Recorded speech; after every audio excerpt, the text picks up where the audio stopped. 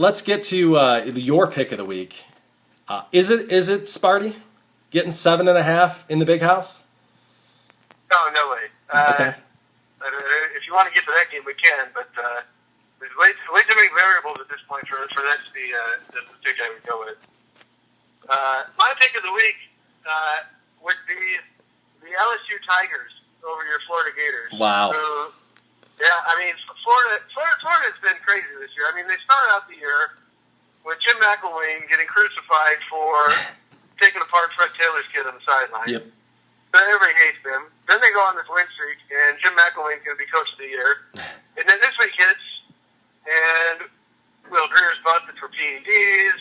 Yep. Now their cornerback is holding guns to his pregnant girlfriend's head and shooting at her. It's like, yeah, Kristen East just what the hell's going on over there in this Florida team? I mean, they're a mess. I mean, I keep hearing about Florida State doing all these crazy things, but Florida seems like the out-of-control program for the last I don't know about that. 7 years. I think Florida State does a little better job of hiding what goes on there than Florida does. So, bottom line, LSU's a pretty darn good team. They got the Heisman. I mean, Leonard Fournette may run away with this Heisman Trophy. I agree. Florida had a good, not great offense with Will Greer. They're going to, I mean, Chad Harris is going to be a downgrade, I think, is the consensus. He's not as green as everybody says. He started 8 games, but I think he's a downgrade from Greer. Not to mention all the turmoil that's going on. And then they're going into Death Valley at night. It's not an easy place to play at all. Bad day. What's that? It's not an easy place to win at all. No, not at night especially. So I think it's got a lot of bad things going on for the Gators. So I'm going LSU. Yeah, the only reason I like Florida to stay close, I don't think they're going to win the game, is and I know obviously the Greer situation is really screwy, and I really don't truly understand it. But they've played a little better of a schedule so far. LSU's played a couple good teams, but Syracuse, EMU, Mississippi State, Auburn, like none of those teams, in my opinion, are as good as Ole Miss, and even on the level, all those teams are kind of on the same level as Tennessee. I think Florida is not going to be intimidated by the level of talent, but I think LSU at night, it's pretty hard to beat less there. But I don't know what's going on with the pregnant corner, or the pregnant girlfriend or whatever. Did you read about that today? Yeah, I did. It was pretty disheartening. That guy should be probably put in prison, if more than anything else. That's pretty ridiculous. But I like Jim McElwain. I never wavered, even when people were overreacting to the fact that he yelled at a running back. I mean, making a throat slash gesture is pretty much like the most 1990s Dallas Cowboys thing to do. I don't really understand the point of it. So I had no problem with that. I think he's done a good job getting as much out of that team as possible, and he's suspended a bunch of guys, and they've sustained that. It'll catch up with them here this week, but I don't truly know. Is LSU as good as we think yet? We'll see a little bit this weekend, because giving up 22 points to EMU is pretty, inexcusable, because that's easily one of the 5 worst teams in the country. But yeah, that would be the only cause for concern I have. I don't know what happened that day. I mean, that was an 8-point game late in the third. Right. That's not good. So Michigan State. Obviously, before the year, most of us, including myself, had Michigan as a 7-8 win team at the most. I actually had Michigan beating Michigan State in this game as, one of the just random upsets that Harbaugh would pull in year one. At no point did I think that Michigan would shut out anybody 3 weeks in a row. The biggest thing to really think about from how well Michigan started this year is, man, how bad of a coach was Brady Hoke? Because it's not like they upgraded the talent that much in the offseason or anything like that, where you would think that, oh, I get it. He brought in these hot shot recruits that are changing everything. Harbaugh's a good coach. He's going to do pretty good there, which is kind of annoying. But how bad was Brady Hoke? I mean, I know Michigan State's got a lot of injuries, and that's caught up with them a little bit here. Was Brady Hoke just that close, and they cut the cord right before it was just big? I don't know about that. I don't know either. I mean, I'm a Michigan hater. I'll admit it. I would say 6 wins, and they're obviously going to surpass that. I think they're playing way better than I thought they would. So I agree. I'll give them credit there. I agree. The schedule hasn't been as tough as it looks, though. I think the game could have been a lot more. And maybe it will. I don't want to give him throw in the towel yet. But Michigan State going into the year had one of the best offensive lines in the country. They had All-America candidate Jack Conklin at left tackle and All-American candidate Jack Allen at center. And a good, solid three pieces around him. As it is now, their line's decimated. The number one line in the country against the number one defense in the country would have been a great matchup. Right. I think it's still going to be a really good matchup. It's the best that these two teams have been since, I don't know, 2010, 2008.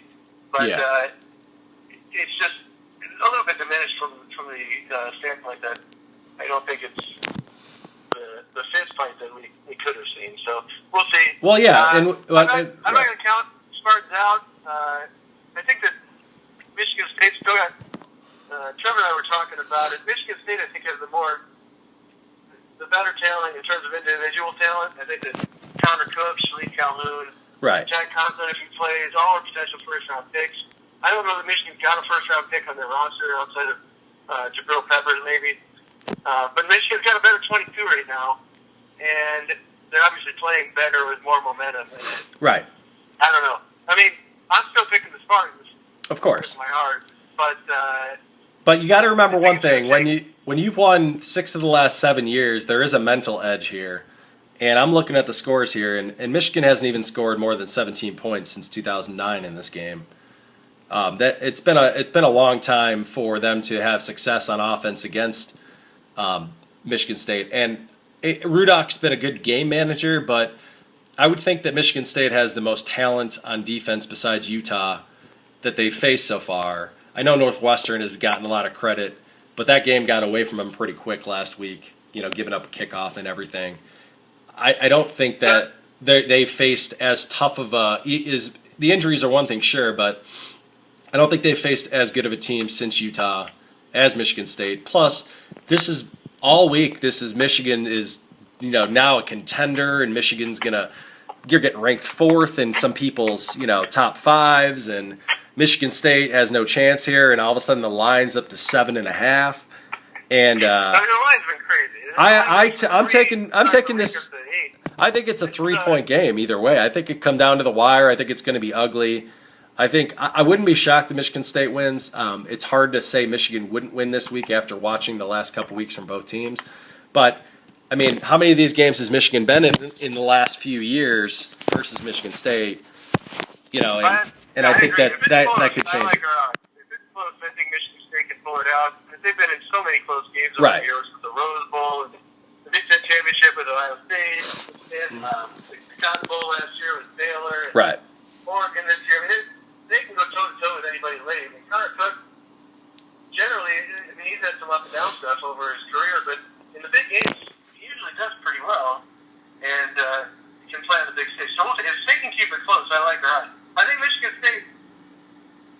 the game plan for Michigan State on defense is crowd the line, put pressure on Rudolph, make him try to throw deep. I think Rudolph generally tends to make shorter throws. Make those Michigan wide receivers beat us deep, make him throw deep, and take our chances, and we'll see what happens. I think if we can stop the run, we got a decent chance, but we'll see. We did have a question from a caller earlier who wanted to know if you still stand behind your statement of fact from a few weeks ago that all Michigan Wolverine fans wouldn't feel any better than after they beat UNLV this year. No, obviously not. Clearly, I'm pretty sure you know who the caller was. He's a gentleman from the suburbs of Michigan who doesn't. Yeah, the crier we were speaking of earlier. No, I mean obviously like I said, they've impressed and they're better than I thought they would be. But we'll see. I don't know. It's a rivalry game, and well, I agree. You never know. I always has the Michigan game circled on his calendar, and we seem to play our best in that game. So we'll see. Right, and I think that's a good thing to think about too. Is they haven't played well for a few weeks, but that doesn't really matter when you're facing a team that you're probably as confident as anybody, regardless of what Michigan's done this year. Everybody on Michigan State believes now it's a. But Michigan State's they played well at times. I mean, they were up 35-7 on Air Force, 21-0 on Purdue. Right. they were up by 3 touchdowns on almost everybody. They just didn't close out. And Right. I don't know if that's a concentration thing or if that's a bigger problem. But Yeah, we're gonna find out. either way, they're not closing things out, so we'll see. It was slim pickings for upsets of the week this week, as I wasn't really a fan of too many teams that went outright as underdogs. So we're taking a slight underdog for the upset of the week. The snake-bitten Nebraska Cornhuskers at Minnesota. I've never seen, and B. Thorson is not very thrilled with the new coach so far. I've never seen a coach affect so many games early in a season negatively at the end of a game than the Nebraska coach that they have now. They easily could be 6-0. They probably should be 5-1. And I know Minnesota got their offense going last week, but that was against Purdue. I think Nebraska's due for a win where they finally pull that out and they get a win on the road here to kind of salvage some face. But can you believe how bad Nebraska's been at the end of these last few losses? Yeah, I saw the stat. They had the lead or were tied in the last 14 seconds of every game. Yeah. And they've lost 4 of 6. So that's it's bad luck, but that's karma, man. That's what you get for firing Bo with 9 wins. They're not going to get close to We miss Bo and his cat. He was fake Bo Pelini is one of the best follows on the internet. And yeah, I agree. I love it. fake Mike Riley is not as good, but the fact that fake Bo Pelini eggs on fake Mike Riley, I think that's always a positive thing to take a look at on a Saturday, especially when Nebraska's struggling. I think they beat Minnesota here, though. Minnesota, I'm kind of out on Minnesota. I love Jerry Kill. He's done a great job there, but this year's team, they just it doesn't look like the same Minnesota team they had last year, and it's been bad to watch them on offense for most of the year. Yeah, I'm surprised they're going against your boy Jerry Kill.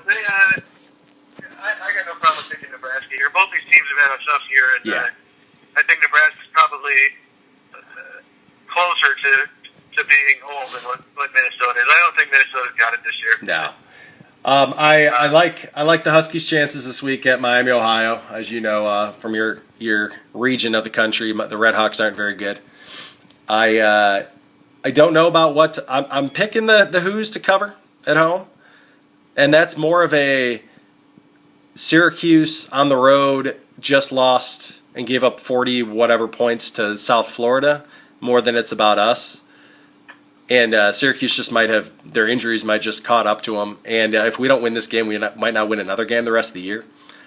So that's partly a factor. And I like Notre Dame to win Saturday. I'm a little surprised the line hasn't jumped more with everything that's going on. I'm not sure how finding out that your coach got fired because he's an alcoholic is really going to jazz up the team to play a big game on the road at night. But I saw it on the internet today. Tomorrow is the 10-year anniversary of Bush. One of the great wins. Not one of the great.